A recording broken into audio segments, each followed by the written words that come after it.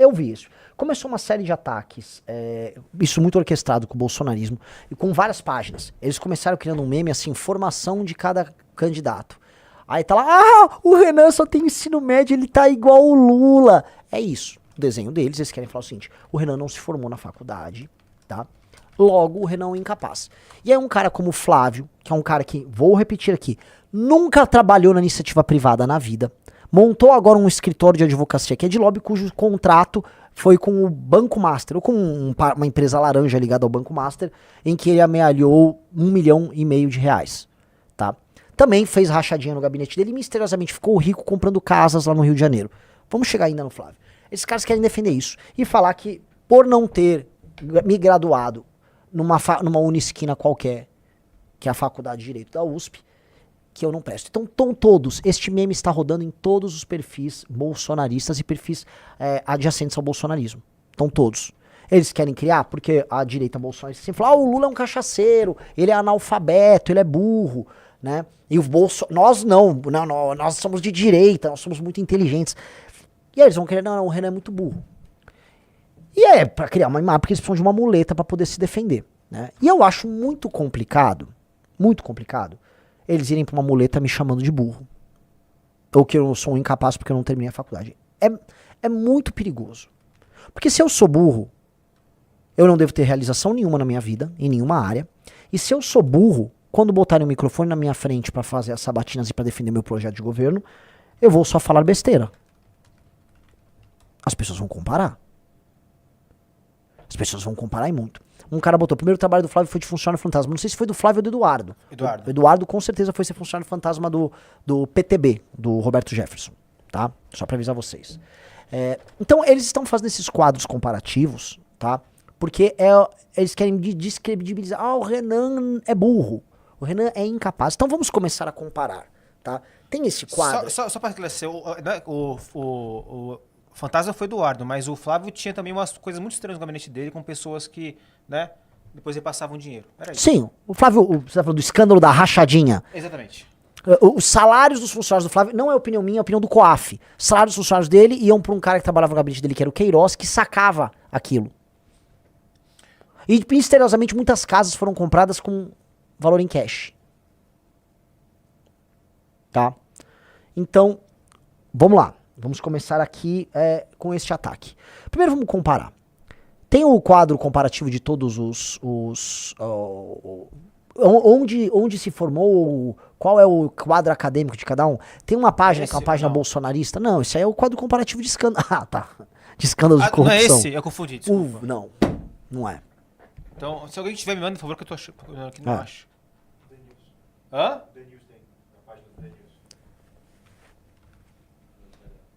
No Instagram?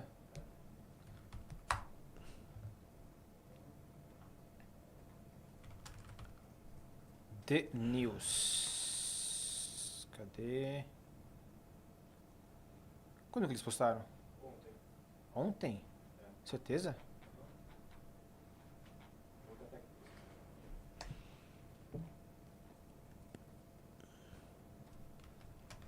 Vamos lá. Bom, Central da Direita, que é uma página bolsonarista lá no Twitter.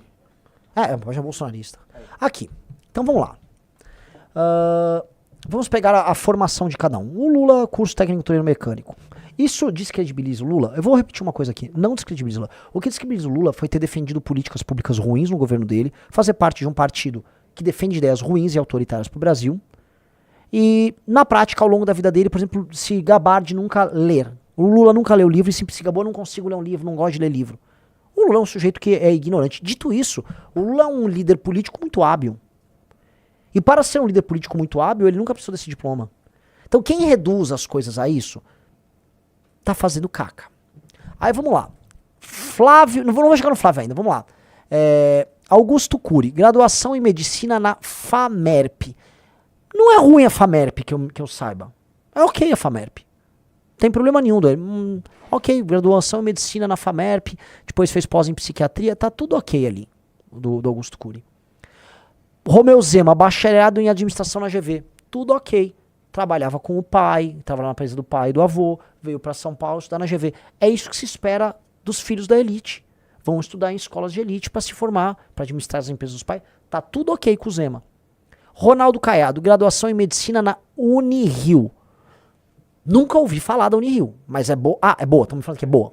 É boa? É pública? Boa? Então, retiro, quer dizer, boa faculdade que o Caiado fez. Eu não conhecia a Unirio, achei que era tipo o Unirio do Rio Verde, uma coisa assim. Ah, tá ótimo. Muito bom pro Caiado. Especialização em cirurgia de coluna, acho que ele é ortopedista. Ó. Pronto, tudo bom com o Caiado. Flávio Bolsonaro, bacharelado em Direito, aonde? Universidade Cândido Mendes. Aí complica. É boa, tem um carioca aqui. É boa, Cândido Mendes? Ela foi boa nos anos 80. Ela foi boa nos anos 80. Flávio fez isso nos anos 2000.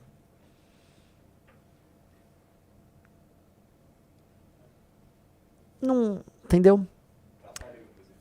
Inclusive faliu. Então, assim, este é o quadro. Isto quer dizer que a formação acadêmica de um ou de outro viabilizou ele ser melhor ou melhor politicamente? Não. Não. Você consegue pegar padrões dizendo que uma pessoa que entra em um espaço de elite, uma universidade de elite, ela pode ser mais qualificada para ocupar espaço? Sim. Porque, em geral, uma pessoa que passa numa universidade de elite, pode ser nos Estados Unidos, em Harvard e tal, ou aqui, denota que a pessoa tem inteligência, teve disciplina para entrar naquela faculdade. Dali em diante, ela vai construir a vida dela e a carreira dela. E os fatos e sua construção, não só acadêmica, mas profissional e pessoal, falam por si. O Renan, que eles estão colocando nesse quadro, é ensino médio completo. Você percebe que é uma malandragem aí? Porque não é ensino médio completo, é ensino superior incompleto. Okay. Mas tudo bem, eu não ligo para isso. Porque eu não ligo para isso. Isto para mim é nada. Diferente deles, tá? Eu passei na faculdade mais difícil de entrar. E aí eu faço a recomendação para todos os fãs do Flávio Bolsonaro, para os demais aí, todos. Se você quer me criticar, antes de tudo, eu vou pedir para você aplicar, sério, eu vou imprimir, vou deixar à disposição. Faça a prova da FUVEST de 2002, que eu passei, e passe da nota de corte. Faça a prova. A gente aplica para você e passe da nota de corte. Depois a gente dá as provas da segunda fase de passe. É o vestibular de humanas. Não sei como é que tá hoje. Mais difícil do Brasil era passar no Largo São Francisco naquela época. Eu passei. Fui estudante e larguei pra trabalhar. Eu larguei pra trabalhar. Primeiro pra trabalhar com a minha família. Eu larguei a faculdade pra trabalhar. E aí querem me desabonar por conta disso. Não vai rolar. O Flávio Bolsonaro, formado na Cândido Mendes. Você desculpa, Flávio. Qualquer um entra na sua faculdade. Qualquer um se forma ali na Cândido. Com todo respeito à turma da Cândido Mendes. Cada um tem a sua história. O Flávio Bolsonaro é um pouco mais velho do que eu. O Flávio Bolsonaro entra na faculdade e logo em seguida ele entra na política. Ele vira já deputado porque o pai elegeu ele lá. O Flávio Bolsonaro nunca trabalhou na iniciativa privada. Ele não sabe o que é trabalhar na iniciativa privada. Agora ele começou a empreender, depois que virou senador, montando um escritório de advocacia com uma advogada, não vou falar o nome aqui para não tomar processo, mas uma pessoa de péssima qualidade moral, que é ligada ao Willer Tomás, que ele próprio é uma pessoa... É o cara que roubou a casa do Richarlison. O cara que tomou, né, roubou, entre aspas, tá? Falando no sentido figurado, que tomou a casa do Richarlison para o Flávio. O Flávio tem até foto na casa que era do Richarlison. É o cara que andava com o Everson Rocha, parceiro do Everson Rocha, que é o cara do escândalo do INSS. Qual a experiência profissional do cara que eles defendem, do Flávio? É esta. Ganhou uma eleição, fez rachadinha no gabinete, se apropriou de dinheiro via peculato e construiu uma carreira comprando casas. É só pegar as matérias comprando casas e não desenvolvendo nada, não desenvolveu pensamento. Tentou montar um partido político, o Flávio Bolsonaro. E tem gente que vem diminuir, gente, o feito que é montar um partido político num país como o Brasil. Nós fizemos isso e eles não conseguiram, estando no poder não conseguiram. Nós conseguimos. O que resta para eles é falar assim, o sistema deixou. O sistema. Prove que nós somos beneficiados.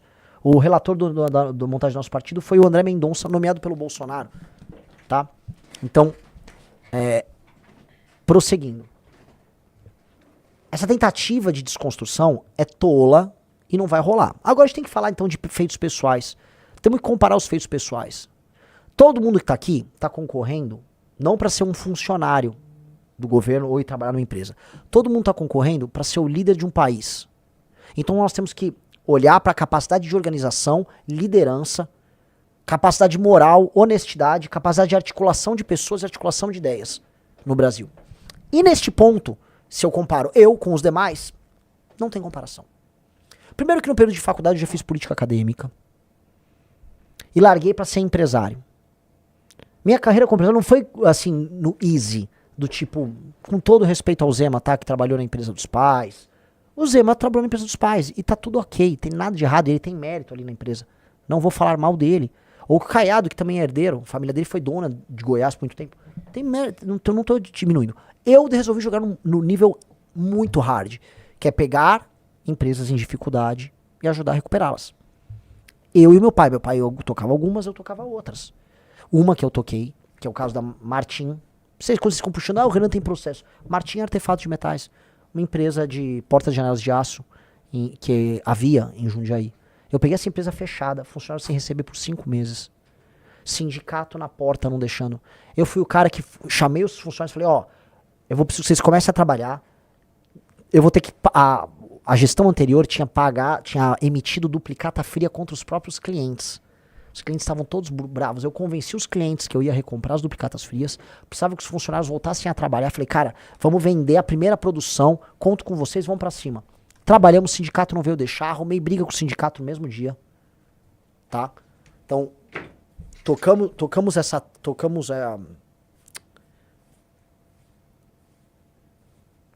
bom. É que o riso não é... Tô no meio do raciocínio, aí a gente para o raciocínio pra fazer isso aqui, né? É shampoo a seco. Esquece, cuidado. Tá ótimo, sim, vai, pode ir. Prosseguindo o raciocínio, né? Eu saio de... Estou brigando com o sindicato arrumo o cabelo e passa shampoo a seco. É de fuder, né? Pois bem. Arrumo briga com o sindicato, coloco a operação pra funcionar, boto dezenas de pessoas pra voltar a trabalhar, que não estavam trabalhando. A empresa volta pro mercado, volta a fornecer. Começa a pegar contratos fornecendo pra construtoras que trabalhavam Minha Casa Minha Vida. De 2009 a 2013 a empresa volta a operar. E aí na crise do governo Dilma, quando vem todos os calotes, vocês vão lembrar disso, quem é do setor lembra? Construtora quebrando por causa de Minha Casa Minha Vida, obra atrasada. Começo a ter dificuldades porque eu começo a não receber dos clientes. A gente pega, eu como milhares de empresários no Brasil, passo pela crise gerada pela queda do modelo lulista. Pela queda do modelo do PAC, lembra que a Dilma era mãe do PAC? Então era muita obra, aí começou a faltar o dinheiro, começou a faltar repasse, obra atrasa, consultora atrasa o pagamento. Foi aquele momento que eu vivi. Construí um produto, trabalhei com vendas. Se você explica assim, Renan, desenvolva um produto, entra numa fábrica, monta um produto de cabo a rabo, eu monto. Renan, como é que faz um faturamento? Renan, como emite uma nota fiscal? Pelo menos na época que era do papel, que emitia muita nota fiscal em papel ainda. Né? Renan, como é que faz o juros de mês? Renan, como é que faz uma folha de pagamento? Renan, como é que faz um fluxo de caixa? Essas pessoas, tirando o Zema, que foi empresário, não viveram isso. Não viveram isso. A vida real de empresários reais ao redor do Brasil. Também trabalhei com luminárias.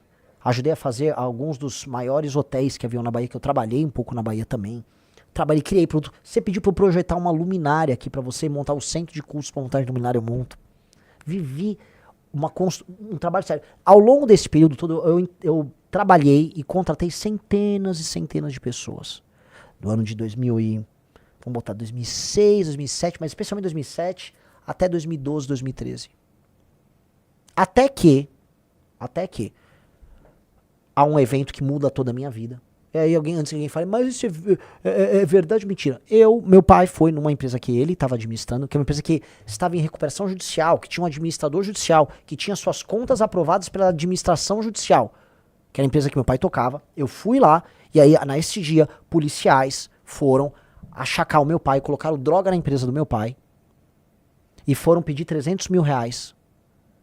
Esses policiais, eu me neguei a aceitar aquilo, retirei meu pai da cadeia, tive que pagar 30 mil reais pros policiais que plantaram a droga lá, e aí depois eu fui na corregedoria lá de Campinas, com a corregedoria grampeou meu telefone, fizemos uma operação, prendi os policiais, prendi os traficantes, e ali pela primeira vez eu fui jurado de morte, que é, porque eu prendi policial e membro do PCC.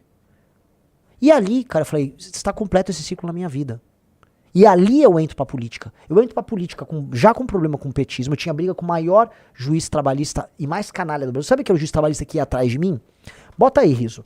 Bota exame Jorge Luiz Sotomayor.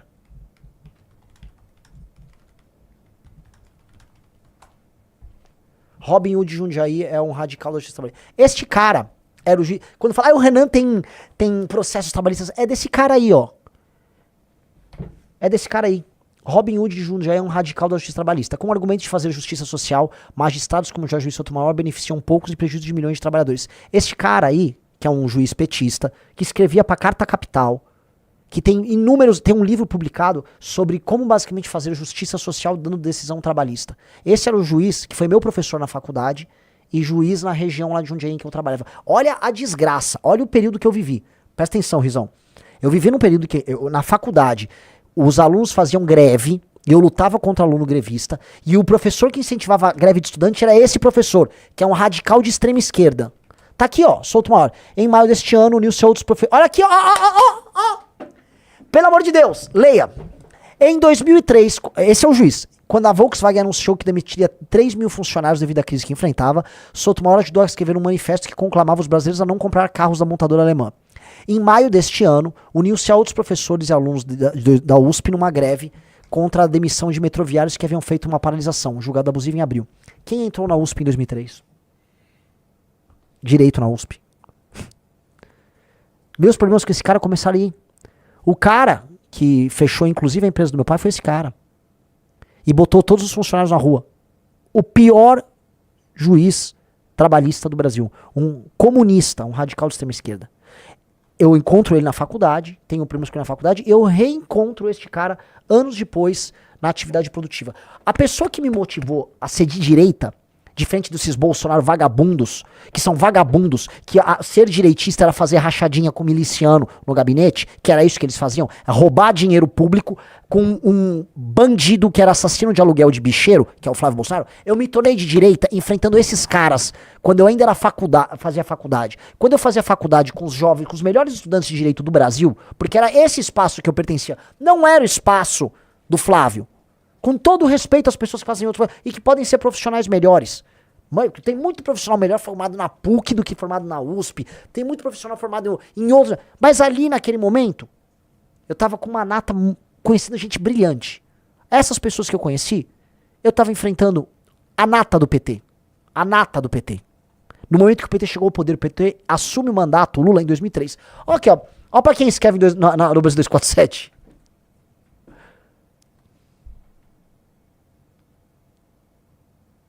Então, vim me descredibilizar, vocês me desculpam. Eu enfrento o petismo e eu construo coisas, enquanto todos esses caras eram só uns vagabundos, não estavam fazendo nada da vida deles. Ninguém vai me descredibilizar por conta disso. Ninguém desses pré-candidatos. Talvez o Zema, na empresa muito grande que ele tocou da família dele. E veja, estou sendo bacana com o Zema aqui. Pegou a empresa da família, modernizou, levou à frente, legal demais. Mas os demais não geraram mais empregos do que eu gerei. E eu não estou falando da minha atividade ainda aqui, depois das empresas. Então eu quero que fique bem na cara de todo mundo. Nenhum dos outros candidatos tem a experiência e as realizações que eu tive. Do ponto de vista político, acadêmico, ainda vou falar de livro amarelo, falar de livro publicado, artigos produzidos para os maiores jornais do Brasil. Que eu já fiz tudo isso? Não vou. Já que querem entrar nesse jogo, né? Vamos lá.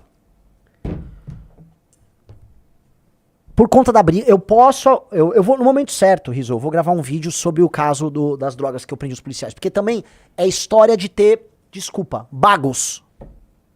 O ano era 2013, no ano em que Flávio Bolsonaro andava com um miliciano e que ele era base de governador corrupto lá no Rio de Janeiro, eu prendia policial corrupto ligado ao PCC e era ameaçado. Eu e minha mãe e meu pai de morte pelo PCC e pela polícia de Jundiaí. DENARC de Jundiaí. Para não ficar nada vago. DENARC, Departamento de Narcóticos de Jundiaí. Ah, fala o nome do policial. Ricardo. Nunca vou esquecer. Um dos maiores prazeres da minha vida. O cara parecia o Cariani. Assim, todo bolado. O cara é uma montanha de músculo.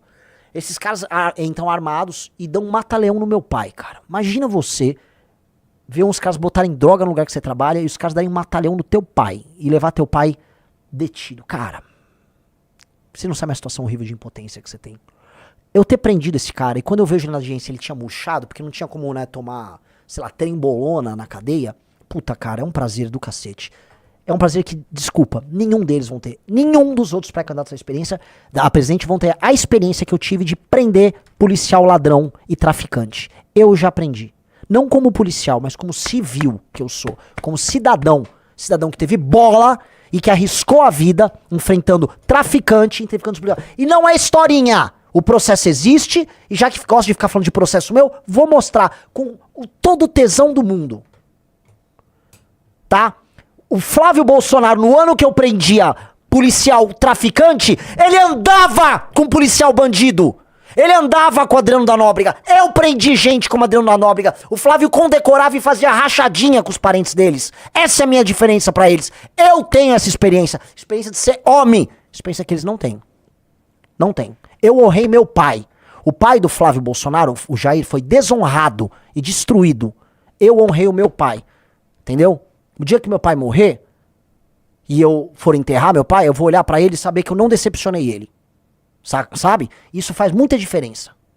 Muita diferença. Muita diferença. Eu sou esse cara. Vocês não têm como comparar. Assim como vocês não têm como comparar a faculdade que o senhor Flávio Bolsonaro fez com a faculdade que eu entrei, não tem comparação. Minha faculdade fez mais de 9 presidentes da República e vai fazer o 10º aqui. Tá? Flávio não fez ninguém. Diz com todo respeito ao pessoal da faculdade do Flávio que nem existe mais. Tá bom? A minha tem mais de 100 anos. Mais de 100 anos. Ela e a lá de Recife, lá de Pernambuco. Não comparem. Não comparem. Nós não jogamos o mesmo jogo. Nem em caráter, nem em coragem, nem aqui. Tá? Fundo o maior movimento político das Américas. Junto pessoas brilhantes. Se você é uma pessoa capaz, você atrai pessoas capazes.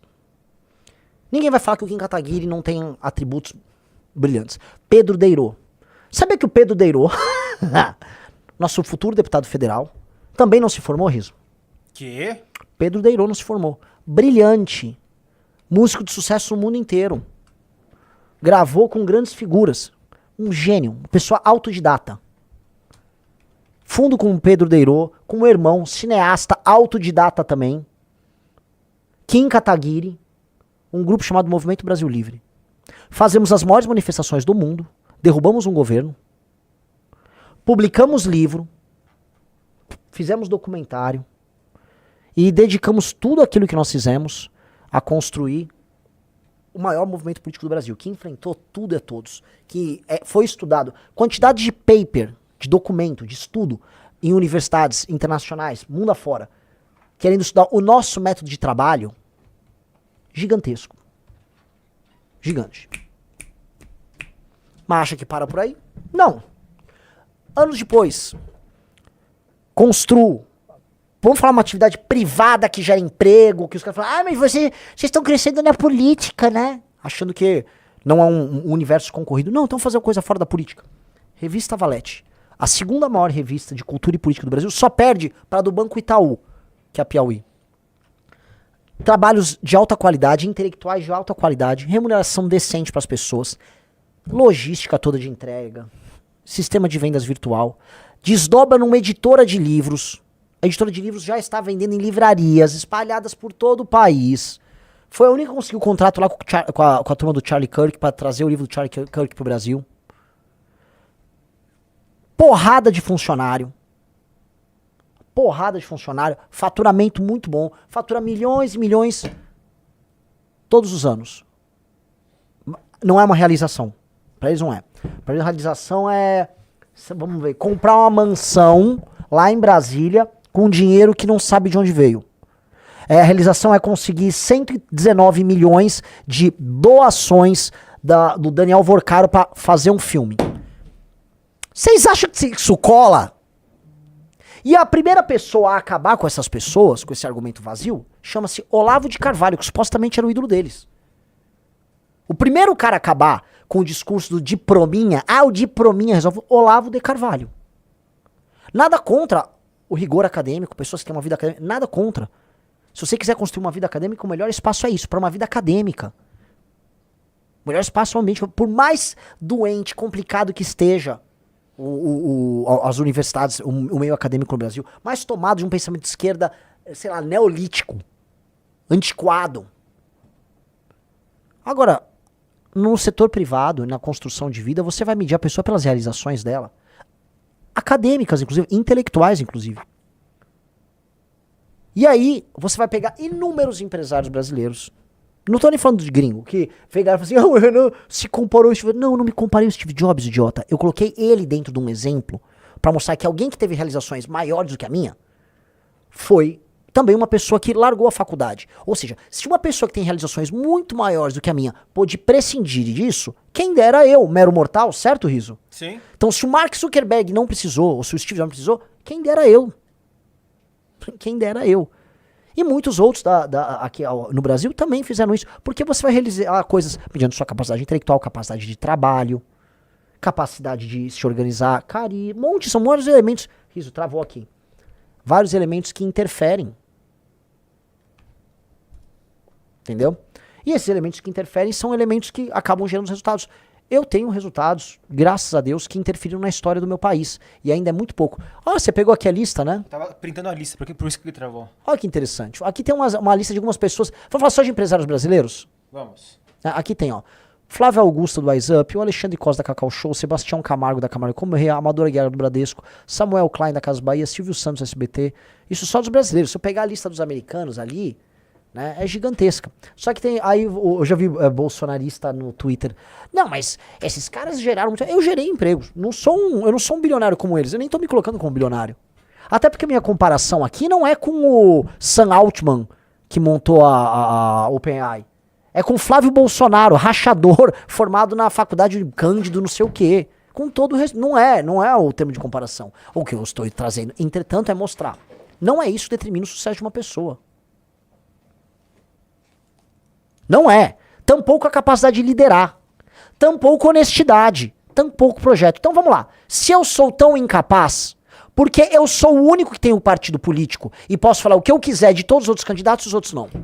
Por que o currículo ótimo dos demais não credenciou eles a, dado que querem ser um líder político, fazer aquilo que o líder político tem que fazer para ser livre? Para não ter que puxar saco do Kassab, não ter que tomar bronca de candidatos do Partido Novo, como o Zema. Ou ter que ser um pelego do Valdemar da Costa Neto, que foi preso várias vezes, que é ter um partido político.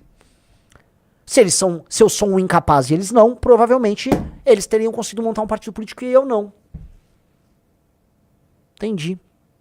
Aí quando eu começo a comparar programas de governo, quem copia quem?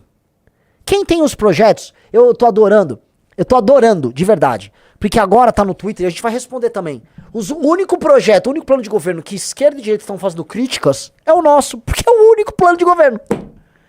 Eles só podem se deitar e se debruçar sobre um plano porque só existe o nosso. E ainda a gente deu um resumido lá pro TSE que eles têm à disposição. A gente vai publicar um livro. Porque não cabia mais. Porque não cabia. Então, ora, se vocês querem julgar eu pelos meus méritos e eles pelos deles, por que eles que são os bonzões, formados, não conseguiram o básico? Por que eles não têm um plano de governo, um partido político? Por que eles não criaram um movimento intelectual? Veja, eu subi nas pesquisas gastando muito menos dinheiro do que eles. Fui graças a um movimento intelectual que se refletiu no movimento político. Ora, se nosso objetivo é mudar o Brasil, defender as nossas ideias, eu fui mais capaz do que eles. Ah, mas eu sou só um burro que passou na USP e foi trabalhar com os pais. E que criou sua própria empresa, e que administrou, e que depois criou um partido político, que depois criou a segunda maior revista de política e cultura do Brasil. Entendeu, Riz? Eu sou um incapaz. E é isso que os caras querem fazer colar. Não vai colar, brother. Não vai colar porque vocês têm medo de mim. Vocês têm medo do que eu falo. Vocês têm medo das ideias e daquilo que nós representamos. Eles têm medo da gente. E dane-se. Eu posso ter um currículo formado em 200 faculdades e com um monte de pós de não sei o quê.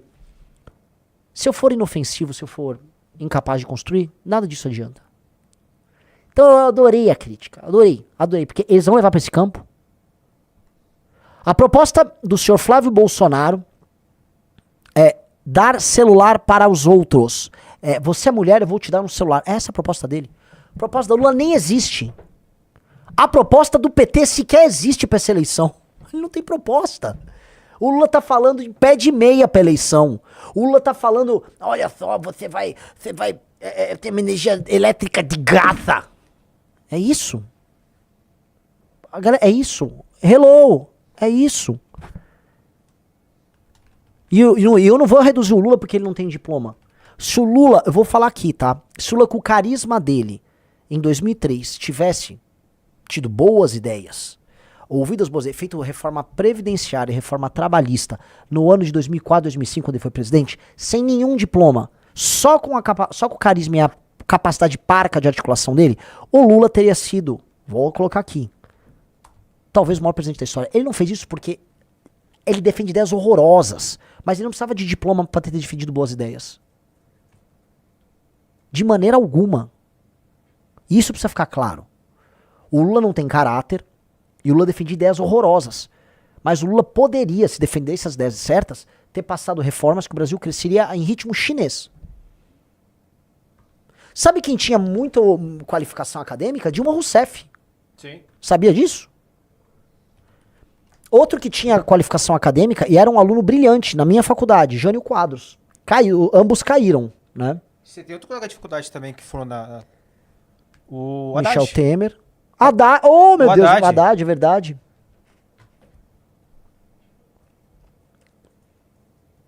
Aqui o Riso levantou uma coisa muito interessante, tá? Que é... O quê? A Dilma fez Federal do Rio Grande do Sul. Ah, então a Dilma é muito ela qualificada. É mestre também, não é? Ela tem mestrado. Meu Deus do céu. queria É isso. levantar isso, Votem na Dilma, galera. Votem na Dilma. Mas vamos lá. O Riso pegou uma lista interessante. Pega ali. Ah, eu isso aqui? Essa aqui? George Washington, educação formal, terminou por volta dos 15 anos, formação prática como agrimensor. Andrew Jackson, autodidata, estudou direito por conta própria. Martin Van Buren, é igual o Riso que o Riso até tremeu. Opa, tuts.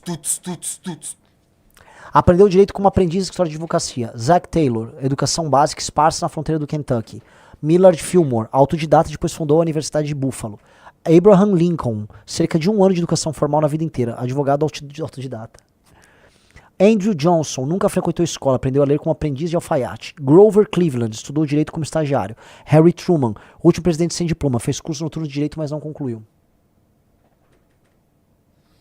Eu fico muito assustado, Renan, que de repente a direita começou a cobrar uns diplomas, assim, umas coisas que ficou anos criticando. A gente ficou anos falando, os especialistas. Um monte de gente diplomada, sociólogo, Sim. formado nisso, naquilo, dando um monte de opinião horrorosa. E a gente ficou criticando e batendo, porque os especialistas da Globo News vão falar não sei o que e tal. E de repente, não, pera lá, gente. Precisamos de um cara diplomado para ser presidente do Brasil. Eu até fiz um tweet sobre isso. A gente conheceu pessoas nessas viagens todas geniais. Sim. Agricultores que tocam fazenda sem nenhuma formação. Professores, economistas dos mais brilhantes do Brasil. Olha, quer fazer uma seguinte coisa? Você não confia no que eu tô falando? Um dos 5 homens na área econômica mais brilhantes do Brasil, que deve ter uma formação grotesca, é o Stuhlberger. Procura a formação do Stuhlberger, por favor.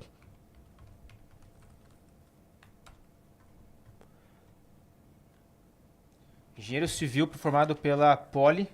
Sim. E gestor de fundos. Bilionário, tá? Depois especializou-se na FGV.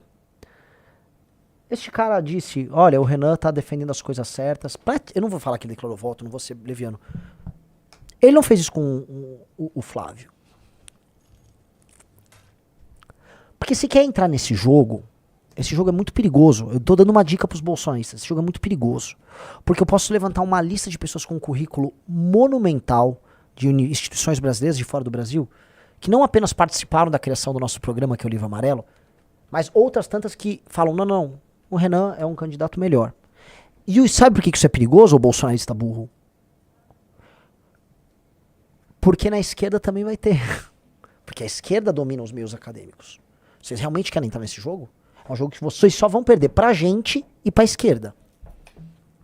Não vá nisso, vai ficar feio pra vocês.